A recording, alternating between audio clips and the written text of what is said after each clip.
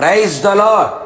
రక్షణ ఆశ్రయ దుర్గమైన యేసుక్రీస్తు ప్రభుల వారి శుభనామములో మీకు రక్షణ, సంతోషము, ఆశీర్వాదము, ఆనందము, స్వస్థత కలుగునుగాక. ఈ దినపు యేసయ్య జీవపు మాట. సమూయేలు రాసిన 2వ గ్రంథం 22వ అధ్యాయం 3వ వాక్య భాగం. నేను ఆయనను ఆశ్రయించుదును.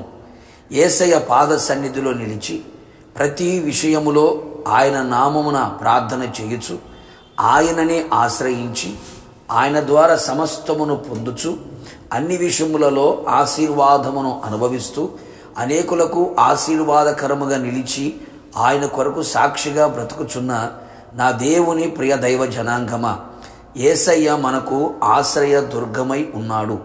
నిరాశ్రయులకు ఆశ్రయమైన వాడు, నిరాధారులకు ఆధారమైన వాడు. ఆయన యొద్దకు వచ్చు వారిని త్రోసివేసే దేవుడు కానే కాదు. అట్టి దేవుణ్ణి ఆశ్రయించిన మనము ధన్యులమై ఉన్నాము. యేసయ్యకే అధిక స్తోత్రము, మహిమ, ఘనత, ప్రభావము కలుగునుగాక. భక్తుడు సెలవిచ్చిన చక్కని మాట, నేను ఆయనను ఆశ్రయించుదును అని. నిజమే ప్రియులారా, మనుషులను, రాజులను నమ్ముకొనుట కంటే యేసయ్యను ఆశ్రయించుట మేలు. ఏ మనుషుడు నమ్మదగిన వాడు కానే కాదు. నా యేసయ్య ఎంతో నమ్మదగిన దేవుడు, ఆశ్రయమైన వాడు. నా ప్రియ దేవుని బిడ్డ, నీ శ్రమలలో, బాధలలో, రోగములలో, ఇరుకు ఇబ్బందులలో, ఇక్కట్లలో, నిరాశలో, కన్నీళ్లలో, పలు విధములైన శోధనలలో, ఆపదలలో, మరణకరమైన పరిస్థితులలో, శత్రువు యొక్క బెదిరింపులలో, ఎలాంటి ప్రతికూలమైన పరిస్థితులలో ఎవరిని ఆశ్రయించినా ప్రయోజనము లేదు. ఎవరున్నా, ఏ నరుణ్ణి ఆశ్రయించినా నష్టమే, మోసమే, నాశనమే తుదకు మిగులును.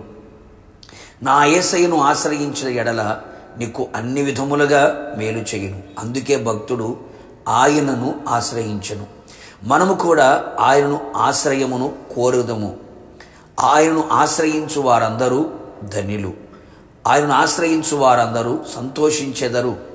ఆయన వారి దుఃఖమును, విచారమును, వేదనను, బాధను తొలగించును, ఆనందమును దయచేయును, వారి సంతోషమును కాపాడును.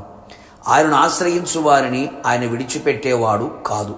అందరూ విడిచిన, మరచిన, దూరమైన, కనుమరుగైన ఆయన వారిని చెయ్యి విడవడు, ఒంటరిగా విడవడు, అనాథలనుగా విడవడు, వారితో కూడా ఉండును. ఆయన ఆశ్రయించు వారికి ఆయన కేడమై వారిని అన్ని విషయములలో కాపాడును. వారి ఆత్మ, ప్రాణ, శరీరమును కాపాడి సురక్షితమును, క్షేమమును, భద్రతను దయచేయును.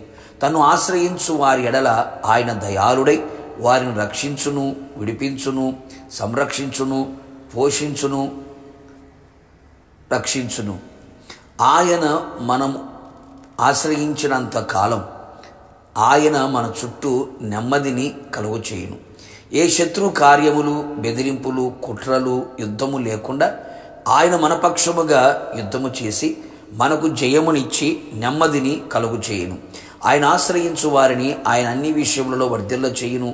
నీ ఆత్మ వర్ధిల్లుచున్న ప్రకారం అన్ని విషయములో వర్ధిల్లుచు సౌఖ్యముగా ఉండెదరు. కావున నా దేవుని ప్రియులైన ఇప్పుడైనను ఆయన ఆశ్రయించదము.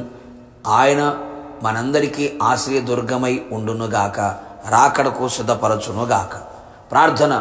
ఆశ్రయ దుర్గమైన యేసయ్య, నీ పరిశుద్ధ పాదములకు స్తోత్రములు. నీ ప్రియులందరూ మిమ్మల్ని ఆశ్రయించుచు ఉండగా, మిమ్మల్ని ఆశ్రయించు వారందరి ఎడల మీరు చేయదలిచిన కార్యములన్నీ కూడా వారి జీవితంలో మీరు చేయమని కోరుతూ ఉన్నాం. నిరాశ్రయులకు ఆశ్రయమైన వాడ, మీ కార్యములు వెల్లడి చేసి నీ విడల జీవితంలో ఊహకు మించిన ఘనకార్యములు జరిగించి మీరు ఆకడకు సిద్ధపరచమని, నిన్ను ఆశ్రయించు వారందరినీ నీ రాజ్యమునకు చేర్చుకోమని యేసు నామములో అడిగి పొందుకున్నాము తండ్రి, ఆమేన్. నిశ్చయముగా మీరును మీ కుటుంబ సభ్యులందరూ యేసయ్యను మాత్రమే ఆశ్రయించుదురు గాక, పరమునకు సిద్ధపరచబడుదురు గాక. God bless you.